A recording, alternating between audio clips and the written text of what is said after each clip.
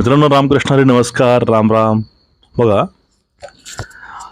आता डोनाल्ड ट्रम्पनं काल नरेंद्र मोदींना ट्विटरवरनं शुभेच्छा दिल्या. पश्चिम बंगालची निवडणूक जी होती ती अतिशय महत्त्वाची, एका राजकीय अस्तित्वाची आणि एका आध्यात्मिक जोडीची होती. आणि त्यामध्ये पश्चिम बंगालमध्ये काय होणार याच्यावरती लक्ष देशाचं होतं. आणि यामध्येच डोनाल्ड ट्रम्पने मोदीची प्रशंसा केली आणि त्यांना शुभेच्छा दिल्या. आता कोण कुणाला शुभेच्छा द्याव्या हा त्याचा वैयक्तिक प्रश्न आहे. कारण स्वातंत्र्य अमेरिकेमध्ये पण लोकशाही आहे आणि भारतामध्येही लोकशाही आहे. मग या ठिकाणी कोण कोणाला शिव्या द्यायच्या, शुभेच्छा द्यायच्या, ह्या प्रत्येकाचा वैयक्तिक प्रश्न असतो. पण डोनाल्ड ट्रम्पने मोदींना शुभेच्छा दिल्या यावरून राऊतांच्या बुडाला आग लागलेली आहे आणि ती आग विझता विझत नाहीत. म्हणून त्यानं लगेच ट्विटरवर एक पत्र लिहिलं. ते पत्र डोनाल्ड ट्रम्पला. अरे, हे जर गोष्टी बघितल्या तर यांच्या बुद्धीची, यांच्या मानसिकतेची अक्षरशः किव येते. आपल्याला आज याच विषयावरती मित्रांनो बोलायचं आहे. मित्रांनो, सर्वांनी विनंती, चॅनलला सबस्क्राईब करा, बेल आयकॉन दाबा, व्हिडिओ शेअर करा. बघा, पश्चिम बंगाल म्हणजे एक भारतामध्ये असून जी महिला बांगलादेशची गोडवे गाते त्या महिलेचा राज्य, त्यामध्ये ते 17 वर्षापासून तर मुख्यमंत्री म्हणून कामावरती आहे, पदावरती आहे.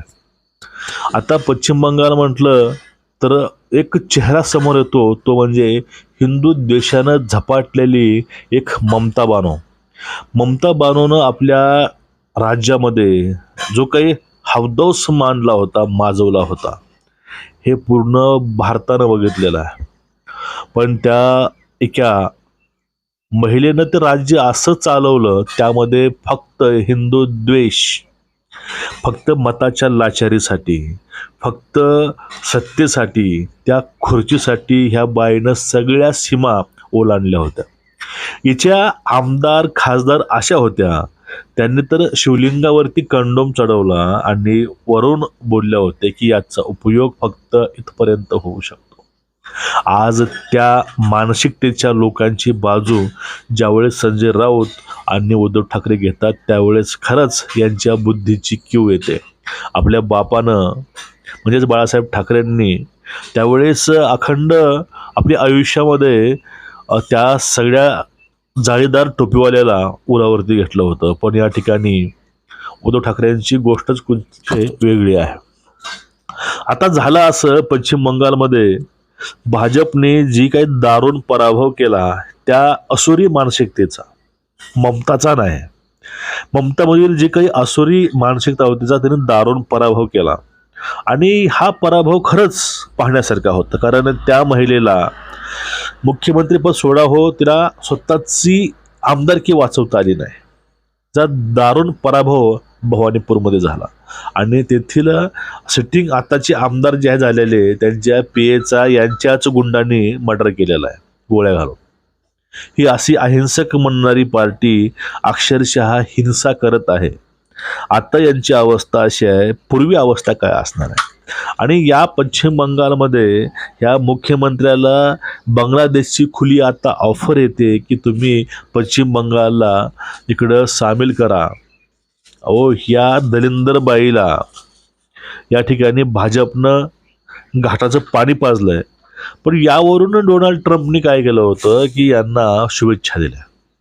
आणि ह्या शुभेच्छा राऊतांना एवढ्या झोंबल्या, त्यांना एवढ्या मिरच्या लागल्या शुभेच्छाच्या, अरे ते देव जाणे. बघा, ज्यावेळेस आता कुठले असो, ज्यावेळेस डोनाल्ड ट्रम्प भारताच्या विषयी बोलतो, एखादी गोष्ट भारताविषयी बोलली, विरोधामध्ये बोलली, त्यावेळेस त्याचं राजकारण केलं जातं की नरेंद्र मोदी झुकले, नरेंद्रने सरेंडर केलं, काय काय काय केलं. हे निर्लज्ज निर्बुद्ध लोक काय काय बोलतात, काय काय ॲलिगेशन्स लावतात त्यावरती, आणि काय काय कॅम्पेन चालवतात, काय काय एक भामटेपणा पसरवतात, अफवा पसरवतात. पण आता ह्या दिलेल्या शुभेच्छा ह्या लोकांना खरंच पसल्या नाही. आता मग परत पत्र लिहून ते म्हणतात का या ठिकाणी पश्चिम बंगालमध्ये जे निवडणुका झाल्या त्यामध्ये घोळ झालाय, अमुक झालं, तमुक झालं. मोदी शहात उपस्थित राहतील, जगभरातले लोक सुद्धा बोलवतील. कारण मी कालच बघितलं की डोनाल्ड ट्रम्पने म्हणे मोदींचं अभिनंदन केलं आहे पश्चिम बंगाल जिंकल्याबद्दल.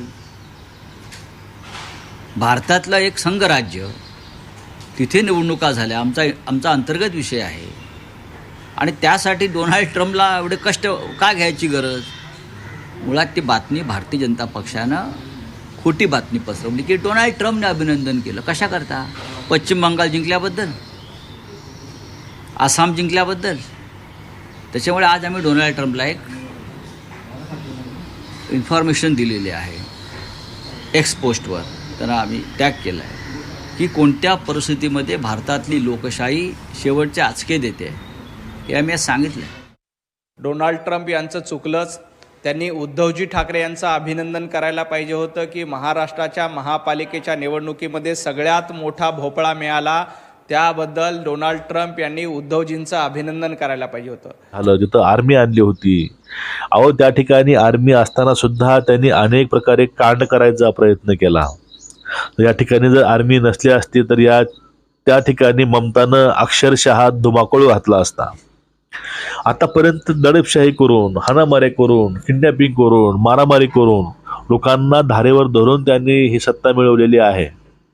याचं उदाहरण ज्यावेळेस भाजप सत्तेमध्ये आलं त्यावेळेस आसनसोल येथील दुर्गामातेचं मंदिर 15 वर्षापासून बंद होतं. ते मंदिर चालू झालं त्यावेळेस लोकांच्या मनात जो काही आनंद होता, चेहऱ्यावर जे काही हास्य आणि उत्साह होता, ते दाखवून देतं की या ठिकाणी वोट चोरी झाली आहे. ती वोट चोरी भाजपनं केली आहे, ते पण लोकांच्या मनाची केली आहे, कुठल्या मशीनची वगैरे नाही. राऊत म्हणतात की आसाममध्ये भाजप जिंकलं, इकडे जिंकलं.